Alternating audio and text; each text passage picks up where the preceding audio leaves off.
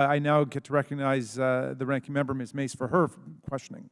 Thank you, Mr. Chairman. I want to thank our witnesses again today for being here and for your time and effort to talk about censorship and the First Amendment. I love the Constitution just as much as our chairman. And one of the questions I had of all the panelists this morning, the first and second question, yes or no. As you can see behind me, there's a group of demonstrators gathered together in support of climate initiatives during the People's Climate March rally in D.C. Starting with the professor who's here this morning, is this considered protected free speech, yes or no? Oh, first of all, I can't really see the photo. It's peaceful but protesters at the here in D.C. So again, lots of caveats and assumptions. I would say again, if people are demonstrating in a way that is peaceful assembly. And Ms. Padme Nava, yes or no? Is this protected free speech behind me? Yes, it is. And Mr. Basks? Yes, looks peaceful. Ms. Page? Yes, it appears to be. Ms. Whitehat? It appears peaceful.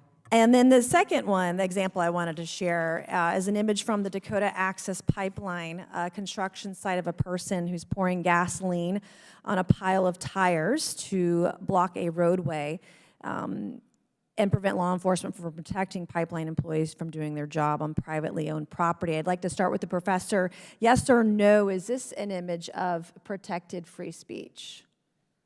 Again, caveats. I'm not seeing the full picture, so I would say based on your description, likely not. And Ms. Padme Naba? I'm not here to comment on the actions of individuals So completely you don't know. affiliated. Okay, Mr. Basks. No, that's not protected speech. And Ms. Page?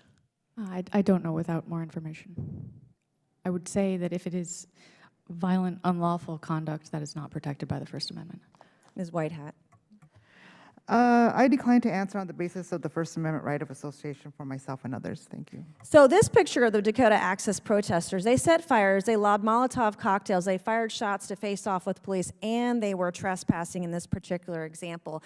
And Mr. Chairman, I would like to ask unanimous consent to enter into the record this article by the Washington Times about this particular, what some would call protest, but clearly a violation of constitutional rights. Without any objection. And then my question, my third question for the panelists, everybody, and I'll start with the professor again today, here this morning. Is it just the right trying to silence the speech of the left, or does the left also try to silence the speech of the right? Is it just one-sided, or is this an issue that can be seen as two-sided? Both sides doing it. Yes, my remarks were about that, right? I kept speaking about balance and the fact that the new anti-SLAPP laws we have at the state level, which I helped lead, were about balance and had tremendous bipartisan support. And do you see it on both sides of the aisle, Ms. Padme Naba, where both sides are trying to silence or censure the speech of others? On a theoretical or academic point of view, I do, but in reality, it's really the deep pockets who are doing the silencing, and those deep pockets tend to fall on the side of the fossil fuel industry and their allies. And Mr. Bass?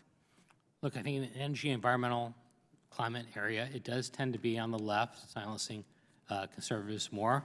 But there's no question there might be abuse of existing state statutes. So I don't want to make it sound like it's one-sided, but the examples I've heard today, especially as it relates to actions being taken that I don't consider to be protected speech, are not examples of conservative silencing speech. And Ms. Page? So at least for the critical infrastructure and other anti-protest laws that I was invited here to speak about, I can say that we've seen them introduced and approved with very few, if any, exceptions by conservative lawmakers. Ms. Whitehat? Thank you. In our experience, the critical infrastructure law amendments that were passed in Louisiana were directly aimed at silencing our movement. Thank you. And then Mr. Bass, I had just, if I have time, one more minute, a couple of questions. How does the left silence opposing views on climate and energy policies that they disagree with? My first question. I think we've been able to capture a lot of that, just trying to literally make it a crime, throw people in jail, have to force the government actually doing that, and that's pretty chilling. Not allowing research to flow to different perspectives, career scientists or academics being scared to death to actually even engage in certain research or even certain speech.